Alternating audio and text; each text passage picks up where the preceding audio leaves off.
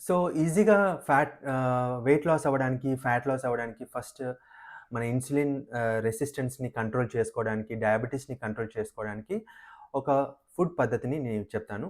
So, మన food plate method అనేది 50% fibre ఉండాలి, వెజిటబుల్స్ ఉండాలి. రిమైనింగ్ 20% హోల్ గ్రెయిన్స్ ఉండాలి. లైక్ చిరుధాన్యాలు గావచ్చు, లేకపోతే రెడ్ రైస్ గానీ, బ్రౌన్ రైస్ గానీ ఉండాలి. వీట్ గానీ. సో, రిమైనింగ్ 25%లో ప్రోటీన్ ఉండాలి. లైక్ చికెన్ గావచ్చు, ఎగ్ కావచ్చు, పప్పులు కావచ్చు, నట్స్, సీడ్స్, డ్రై ఫ్రూట్స్ ఉండొచ్చు.